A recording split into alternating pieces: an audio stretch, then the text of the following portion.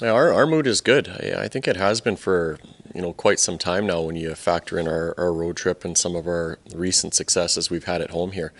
Um, I think when you have something to play for at this time of the year, the players are engaged. They know what's on the line every night, and it's made for some good hockey for us. So our guys are excited, and they're looking forward to coming to the rink tomorrow. It seems like this team doesn't quit either. We've seen that from the start of the trip where things may not be going your way through two periods, but all of a sudden, just like on Sunday night, Angelides gets a goal and you've tied things up. Yeah, and we've kind of been that team over the last little while since we've got our game back again, where there's different reasons as to why we're getting wins on any given night. David Riddich was a big part of our point that we were able to get out of San Jose. We've had different lines that have stepped their games up and contributed for us over the last little while. That's really what it comes down to at this time of year, is you find a way to win. And if we focus on doing the little things right that make us a good team by playing the uncomfortable style of hockey, then we'll give ourselves a chance, and that's all we can ask for. Will you, if you know,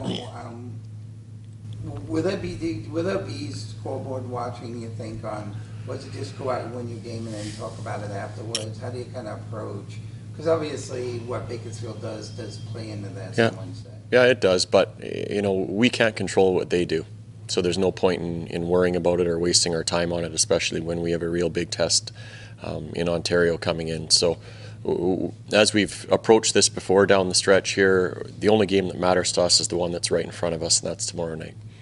You've, this year, you've been part basically every year like this when you guys started really strong and then I think in the middle you can see things fell off and now you finish, I mean, there's roller coasters. Have you had a year like this as a coach?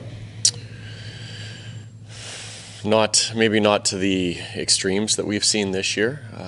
The stretch during the middle portion of the year was a real tough one where we just, it's well documented, we couldn't score. We really had a hard time finding a way to generate, and it sucks a little bit of the confidence out of your room, but we have a really good group of people in our dressing room that stuck together. And now they're pushing to earn their way into the playoffs, and that's what it's all about. It maybe hasn't been as straight up as we want that line to be. There's been some dips and valleys for us, but at the end of the day, I think that makes you a better team when you have to go through a little bit of adversity like we have. Does it make you feel like when you go through that adversity that you feel more prepared for this time of the season?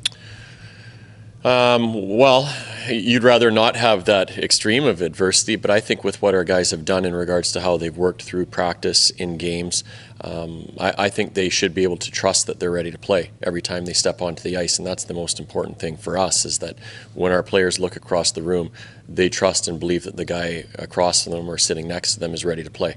And I think they can do that because they have put in the work and they have put in the time working to play the right way and understanding our identity and what's expected of us. So again, this is a great opportunity. It's an awesome time of the year, and we're really excited about this stretch of games coming up.